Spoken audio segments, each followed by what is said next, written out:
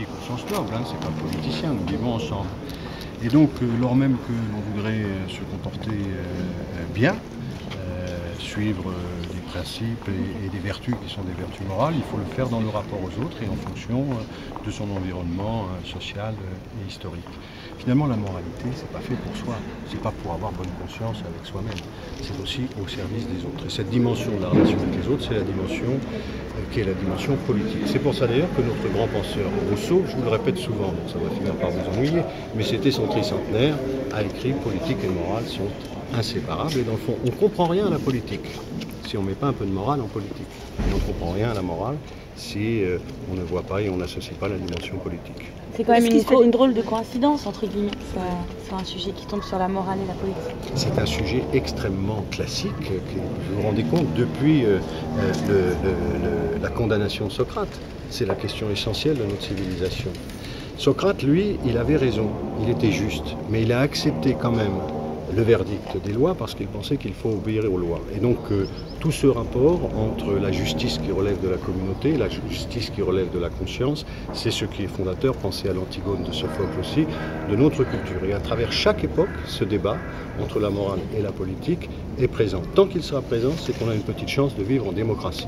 Là où il n'y a plus de morale dans la politique, la démocratie ou la République est loin, et inversement, là où on se contente de postures morales, eh bien la démocratie se trouve abandonnée. Est-ce qu'il fallait que les élèves fassent un lien avec l'actualité ?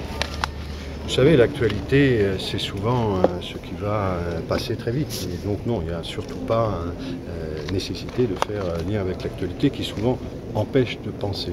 Il y a un très beau livre de Nietzsche qui s'appelle « Les considérations inactuelles », intempestives et inactuelles.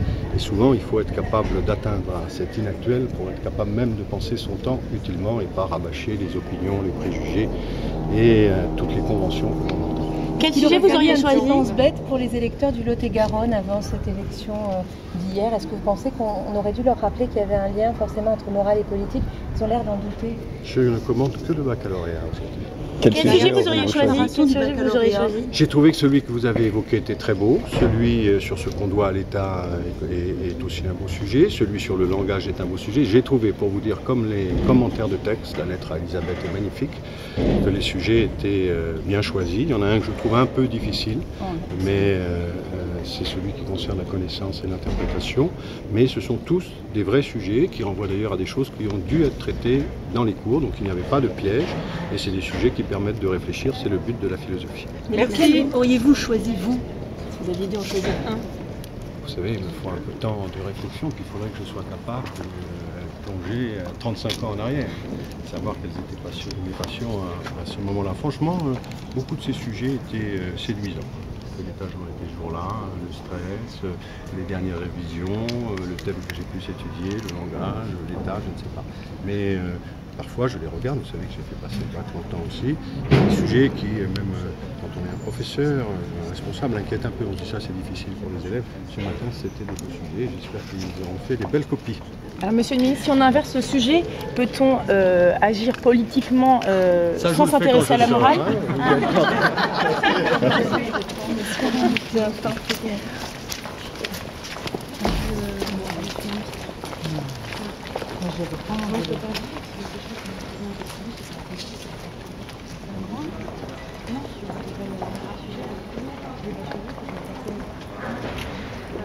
tu peux comprendre. Non, je ne sais pas.